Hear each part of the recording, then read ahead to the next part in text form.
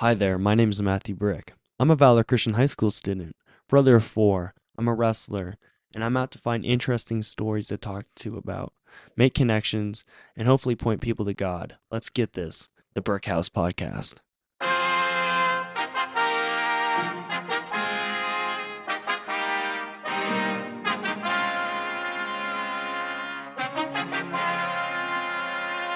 This is Brick's home. This is your house. Presenting the Brick House Podcast. The Brick House. Here comes the boom.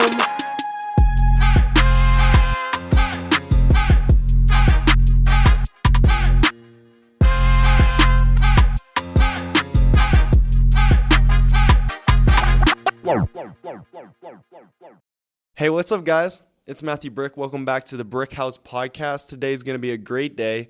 I'm really excited for you to listen in and hear this episode. I'm here with a really cool guy, Brayden, DeMink. What is up? What's up, everyone? If you haven't known, actually, Brayden had just reminded me this right before recording this, but he was actually on it before. Because if you go back and look through my episodes, if you look up the Bible class audio or like in my Bible class, he was actually on that. But OG. now he's making a OG debut, or like 101. So, yeah. Mm-hmm. How's your day going? It's going great, man. Yeah, it's been a hard couple of weeks, but youth last night was good. Feeling empowered today, ready to crush the rest of the week. Oh yeah. All right. So tell us. So guys, for the people that are listening. Most of this podcast episode is going to be about Brayden's discovery trip. So tell us a little bit of where you went, and first tell us off where you went. Yeah, so over spring break practicum week, so just about 3-4 weeks ago, me and 17 other people, we went to Albania on a mission trip. Albania is it's just East Italy, so over in Europe. We were supposed to be there for 11 days. It's turned into 12 because of some problems that happened on the way home. But yeah, we went over there, talked to some youth there, hung out with some kids there, high school students, spread the gospel to people, went to their schools, just hung out with them. It was a really great experience. Yeah. And so if you'd be willing, tell me the story that you maybe shared with us earlier. I think you shared with me like a week and a half ago, if you're willing. Yeah, so we're on the way there. We're on the plane ride. It's like a 9.5-hour flight over to, we got to stop in Frankfurt. So we're on the flight. We're about 7 hours in. It's I'm losing my mind, really. It was a long flight. And breakfast is just coming around, and I'm like, all right, I want to start the day, going on the mission trip, got to get my head right. Start the day by reading some scripture while drinking coffee on the plane. It was great. So I didn't really know what to read because I'm not really at that point where I'm like, oh, I need to read this, I'll go here. So I was just sitting there trying to sleep, honestly. But I was just closing my eyes, and I realized, or it came to me, that to read Luke chapter 4. Never read Luke chapter 4 before, never really knew what it was about. And I opened it up, and Luke chapter 4, verse 18, the last verse of chapter 18 says, "He has sent me." And that was really crazy because leading up to the trip, I was just worried, I feel like I'm not prepared enough. Oh, it's not going to be good. We're not prepared. Everything's going to be bad. And that verse was it was a reminder, yeah, he has sent me. I'm here for a reason. I'm not just going all the way to Albania to say I went to Albania. I'm going there to do work. So at that moment, I took out my pen and I just wrote Luke 4, chapter 4, verse 18 on my wrist. And I just kept it there. So get to Albania. First day was an orientation day. And the second day, we're going through schools. And that afternoon, this one kid, his name is Flavio, he came to we were running a youth group in the afternoon from 2 to 5. So he came to the youth group in the afternoon, and I didn't really talk to him at all, but at the very end he came up to me and is like, yeah, man, I love what you guys are doing out here. I know I've met some Christians before, but you guys are super cool.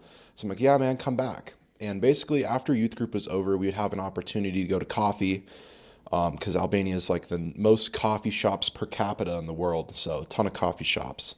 So we would go with the people that we met, and go talk about the gospel and faith with them at the coffee shop. So after I met that guy, Flavio, I'm like, I don't know, I just kind of met this guy. I don't want to invite him to coffee today, but tomorrow when he comes back, I will. So unfortunately, he didn't come back until the last day we were there. And between those two times, I went through a very, very hard time with one of my friends. And because of that, every day, there's just there was a moment that got hard, I would rewrite Luke 4, chapter 4, verse 18 on my wrist every day. And that last day, he came back, and for whatever reason, even though I only talked to him one time for like less than a minute, we were just hanging out the entire time, just talking about like school, music, like gym, just stuff like that. And we just like connected. So I'm like, I've been praying about this guy coming back. I've been wanting to come back and talk to him, and he came back. So I'm like, I have to go to coffee with him.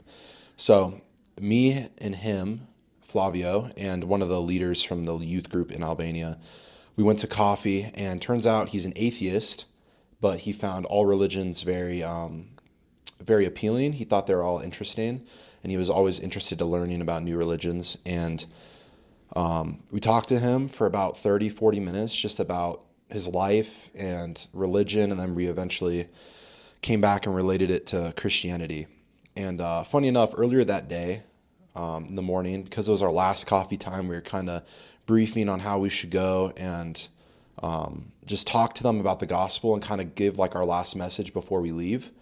And we did this thing called the Roman Road. And basically it's 5 verses in the book of Romans that's it basically explains the gospel message in 5 verses. Very easy to understand. It's good for beginners. So we learned that earlier that day. I never heard it before, and it was 5 verses. So at the very end of my time with Flavio, I asked him if he had a notebook paper and a pencil. And for whatever reason, I felt the calling that I needed to write down some verses on his sheet so that he could further his curiosity and interest in the Bible. So I wrote down the 5 Roman road verses. I don't know how I remembered them because I'm not great with remembering numbers like that, but I remembered them, all 5 of them somehow. And then I'm like, okay, I need a verse that's personal. Like I need something that spoke to me that could possibly speak to him. And Luke chapter 4, verse 18, it was written on my wrist all week. And if none of that like hardships and all that happened, the verse would not have been written on my wrist still to that time. So I wrote down Luke 4:18, and I wrote down God loves you, and I underlined it, and I gave his book back to him. So that was the last time I saw him. He followed me on Instagram. I told him like if you ever have any questions, just DM me on Instagram. I'll be happy to talk to you about it. So it was crazy because like that was like my first experience with like people always talk about how like, oh, God spoke to me in this way. And I'm like, I never had one of those moments. And it was just crazy that like the last day of our like mission in Albania, of all places, it's like that spoke to me, and it was crazy. So that was the story. Pretty crazy. That is crazy. Woo, wow. Yeah. And you're a good storyteller. Yeah. And like, I think like you're saying, like, it's one thing to hear these things about like, oh, God spoke to me, but I really think like just hearing them from that story, Fabio, was it? Flavio. Yeah. Sorry. If you're listening, maybe he'll listen to the pod. Yeah.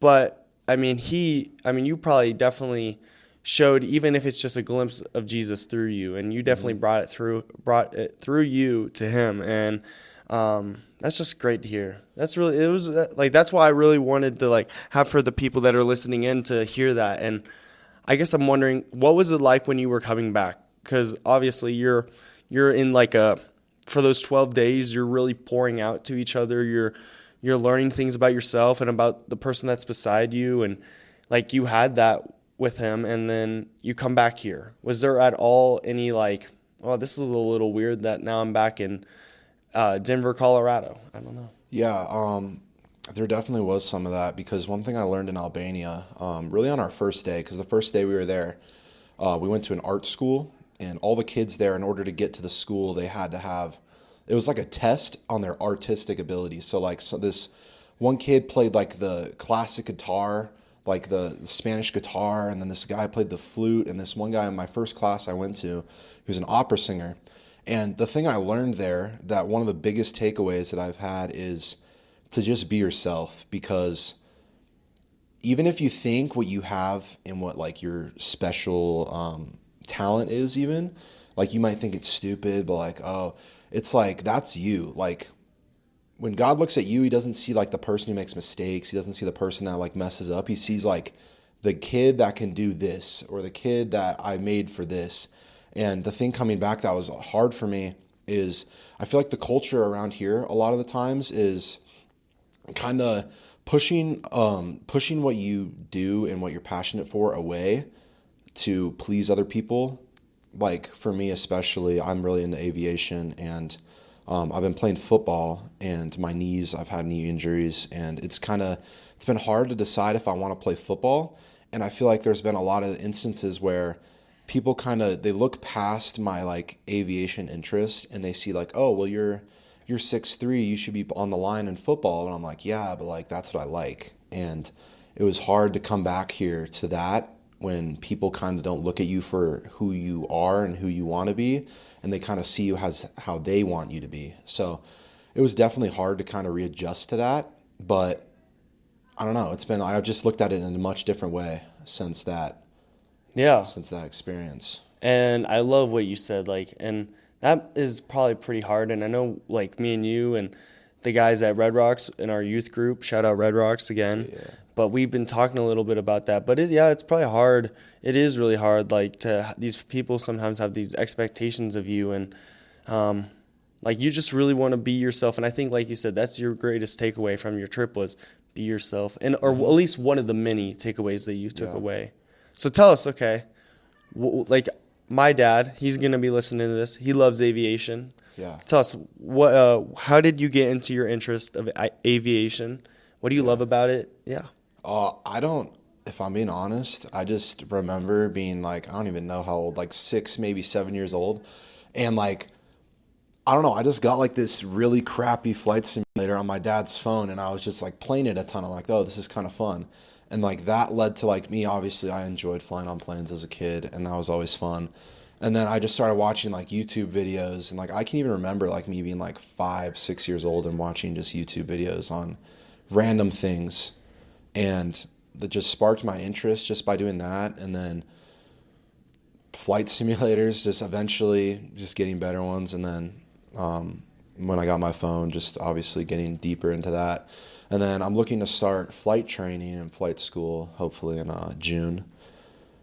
Start working towards it's called private pilot certificate. That's like the certificate you get that makes you fly your own, or lets you fly your own plane by yourself. So working towards that. I can get that when I'm 17. So looking forward to that. And then eventually the end goal is to be airline or corporate pilot. Probably airline first, and then hopefully corporate, fly some private jets around. Oh yeah. Point. But yeah, that's cool. Yeah, I don't know how it started. It just did, and it's like that's my thing. Is like because I see God in it because like through creation mostly. Like when you're up in the air, you just see everything, and it's just beautiful. So that's why I like to see through it. I don't know what about it I'm interested in. It's just interesting to me, and I like doing it. So hey, that's good enough reason to do it. And exactly. Kind of a funny thing. I was just telling my mom this. She's like, well, so since my dad is currently getting his not instruments license, but he's Instrument getting rating. Or the one before that. Like he's had 100+ hours of flying. Yeah. He just needs to go up with a he has a CFI. He just needs a person to get like the test. He just has to take like the driving. Ride. Yeah, he just needs to get his check ride, get his instrument rating. But he loves it. He absolutely loves it. And so when I told him this, he was like, I'd rather fly. So when I turn 18, I want to jump out of an airplane. That's the goal. Yeah. I want to go skydiving. I just want to try it. Yeah. And my mom was like, are you crazy? Like, she's like, you're supposed to stay in the plane, not jump out of it. My mom says, like, why would you jump out of a perfectly good airplane? I'm like, because it's fun. You want to do it? Dude, we should. Yeah, we got to do it. Podcast while falling from an airplane? Oh, yeah. And hopefully by then I can make vlogs or something or something of that sort. Yeah. Or like videos. That is cool. And yeah. So summertime, it's coming up. How you feeling about that? I'm feeling multiple ways. I'm excited, definitely, because school's kind of it's been dragging on lately. I feel like I need a break. So that's going to be fun. Yeah, I don't know about football because, again, my knees are just really not where they are supposed to be. I've been feeling like a lot of the stress from the coaches, not really the coaches, but more of like my teammates, just asking me when I'm coming back, are you coming to lift? It's like, I don't know. It's been a big stressor on my life. So that's just one thing I've been praying about lately. And that's almost like in Albania, like it was almost like God was kind of speaking to me, like, again, like I was saying through those kids. It's like, I created you not to be what other people want you to be, but because I want you to be you. So, and that me being me is pursuing what I want to pursue and what God made me pursue. So that's kind of what I've been leaning towards, is maybe I just kind of hang up the cleats with football and kind of move on to something that's going to be more, that'll make me more happy, because, I mean, at the end of the day, man, you only got one life. You kind of got to live it, you know? So Exactly. this summer, hoping to start doing that. Get my knees obviously rehabbed, do some camping. Yeah. If you don't mind me asking, like, well, this is kind of how the things have been going lately on my podcast, but I've seen you, like, you've been coming to youth for a little bit, and Yeah. I've seen you just grow, and you've poured into me. But if you don't mind me asking, like, where do you think, like, what has your faith journey been like? If you'd be willing to share. If I'm being honest, it was just really like a flat plane. Like, yeah, I'll explain. So, my family growing up, I went to a Christian school all my life. Since preschool, I went to Cherry Hills, so just Christian school all my life. But it was more of a go to Christian school, do the Christian stuff, and then come home, and it's like just nothing. So it was like a 9 to 5 Christian. I know like people mention that, and it's not like I wasn't living my life every day for Christ. So it was basically like that throughout elementary school. But then it was my sixth grade year in middle school. I had a Bible teacher, Mr. Frederickson, and he just showed how to live for God, like, and demonstrated it. It wasn't just like well, God tells us to do this, so make sure we're all doing that, we'll be good. Like, it was like he showed how to do those things without preaching it. Like, he would just demonstrate by his actions how to be a Christian. And it was really interesting. He kind of just showed how to be like that and show how to be a better person like that. And that Christmas, I accepted Christ in my heart, that Christmas service. And after that, though, like, even still, I didn't really feel like anything changed. Like, I was expecting like a drastic change, but it really wasn't anything. And 8th grade year, I would say, has been the hardest like school year. I'm not sure my life, but it was so hard because the teachers at the school were they were really just pushing me away from God in a way. Like, I was just so fed up and so full of anger and just like dreading school because like I was almost to high school. My sister was in high school. She was saying how great it was, and I'm just like, this is not it. And my relationship with God just went out the window, to be honest. It wasn't there. And then I came to Valor. I started freshman football with Matthew Brick. Coach Welcher, he was amazing. He showed how to have hard work and still be a Christian. Like, because I feel like when you become a Christian, some people think like, oh, my life's going to be easy, everything's going to be all right. But it's like, no, in fact, life gets harder. And the reason it gets easier is because you have somewhere to go with that, like those feelings. And he showed me that, and like that, like started, like I was on a flat plane, and then that point it just started going up. And I've told you my knees. Last April I had stem cell injections, which is just blood that they spin around in a centrifuge, and then they put it in your knees, and it's supposed to regenerate your tendons, which is my problem. So I had that happen, and I'm like, all right, this is good. This is going to fix me. Everything's going to be good. And it fixed me for about a month. And then I was back to where I was, knee pain every day, going upstairs, just all that. And I'm like, what's going on? Because all the doctors are saying, oh, it's going to work, it's going to work. And I'm like, okay. So I started praying. I'm like, God, what's your plan for me?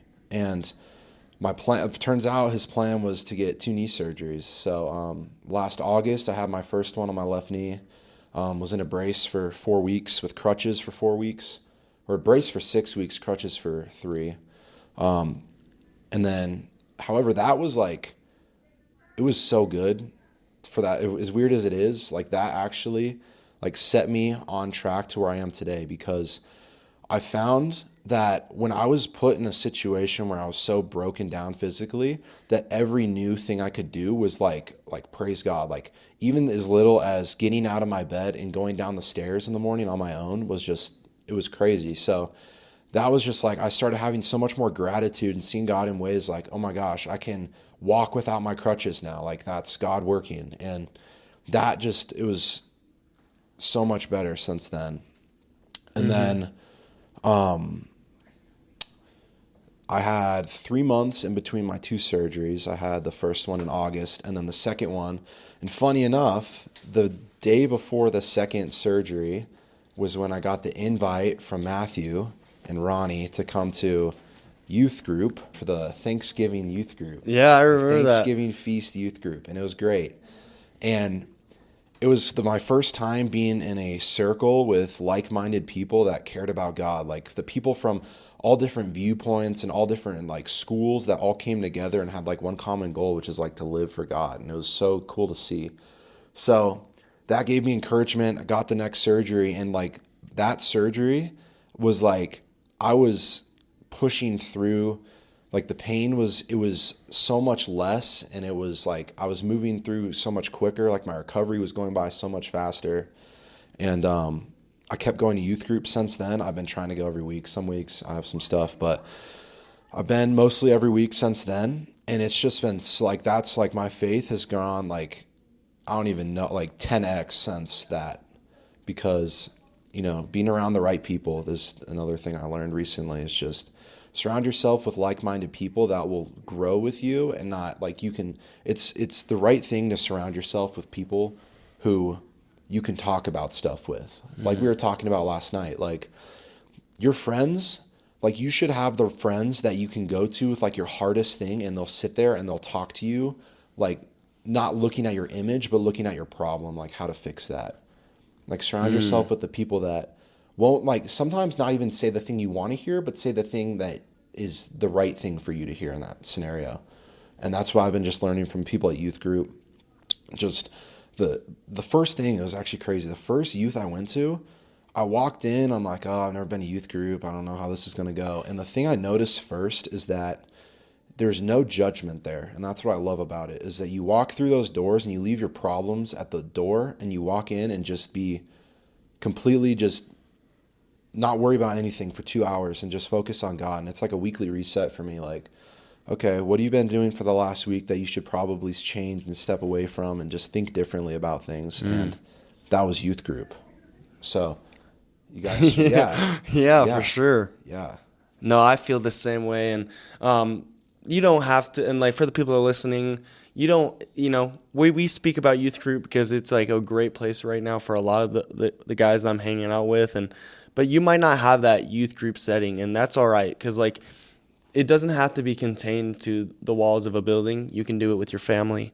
You can, like, if you want fellowship and you want discipleship and like truly to seek God, you can find that anywhere. If that's a family member, a friend, an aunt, an uncle.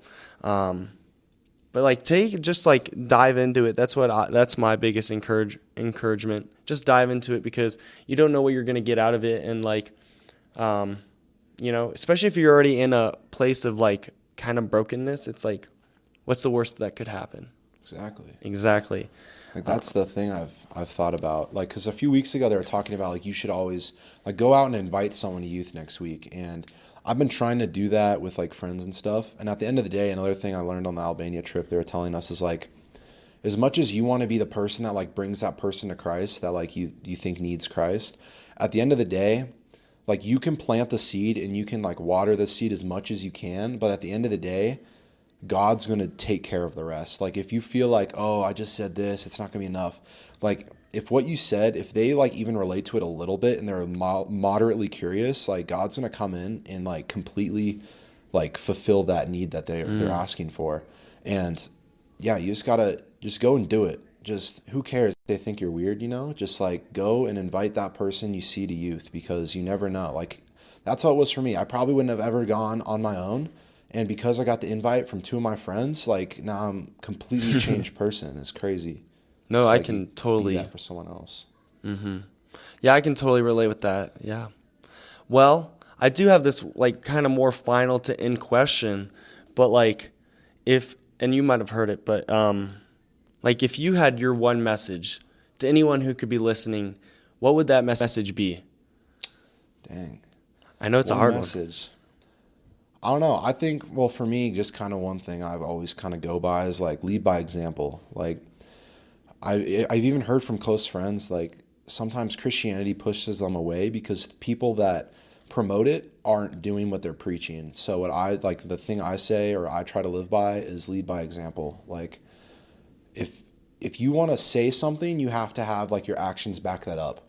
And especially if like comes to friendship, like them talking about friendship, like I'm trying to be that person that I myself wish I had to other people, because having a friend that's like close to you and talk to you, like my best friend Gabe, like these last few weeks have grown so close because we've bonded over hardship and we've talked about things like spiritual conversations. And that's what's important, is you got to surround yourself with the right people, lead by example, and just show that the Holy Spirit's moving in you. Because even if there's joy in you, like Matthew Brick is the most joyous person I've ever met in my life. Like if you saw someone like that and you're like, okay, what's happened? Like, how is this person always so happy? It's like, oh, well, he goes to youth group. I wonder what that's about. And then he goes to youth group, and just, you never know how it could be. So just be that person for someone else. Just always be trying to be a better person to other people, and just keep going. Don't give up on God. Don't give up on God. Yeah. Brayden, thank you so much. I mean, man, Yes, sir. I'm the most joyous person you know. What? No. Yeah. I I mean, think you might be. I try. I mean, but like that's the thing. Like, and for the people listening, like I have a really hard time, and I know this is about Brayden, but I just wanted to put this in real quick. I have a really hard time with how I'm supposed to act a lot of times. Like sometimes I even feel like, is this an act, Matthew? Like I want nothing more than just to be myself, and I feel like I wear my emotions on my sleeve, and I really try to be as happy, and it's okay to not be happy too. And that's one thing I'm learning, like it's okay not to always have to have it right. And so sometimes I'm like, Matthew, are you really happy? Or are you really just trying to get attention? And so I always am like, God, please humble me. Please humble me. But thank you for that compliment. Yeah, man. Of course. I appreciate it. You and like I wrote to Brayden the other night. I sent you a video, right? Yeah. Yeah. I mean, like recently, like Brayden and just some of these other guys. I was praying like, Lord, can I please just? And this was a year, and I didn't really even feel this until last week. But I had been praying since 8th grade years, saying, Lord, and I still kind of struggle with it. But like I was like, Lord, can you please give me the friends that I need in my life? Mm-hmm. I didn't feel anything in freshman year, and not until like literally last week did I really feel that. And like it just felt like there was just like a light bulb in my mind that was like, you're getting close, Matthew. Like these probably are your people. And so I just want to say that, like, even if you're not feeling God's nearness or closeness to you right now, just shoot it out there. Yeah. It's not a long shot. Go ask God for something. And even if you're in the waiting period right now, doesn't mean it won't happen. It's just you're in the waiting period. Exactly. Well, Thank you, Brayden. Yes, sir. Yeah. I'll put in his Instagram in the bio and whatnot, so you can check him out. And if you have any questions, reach out to him, and maybe sometime we'll make another collab. Dude, part 2? Part 2, maybe. Part 2 after your mission trip. Let's do it. Dude, I'm down. You interview me, maybe. Run up the Brick House podcast, all platforms. #1 podcast in the world. Let's go. Let's go. Thank you. Let's go. Bye.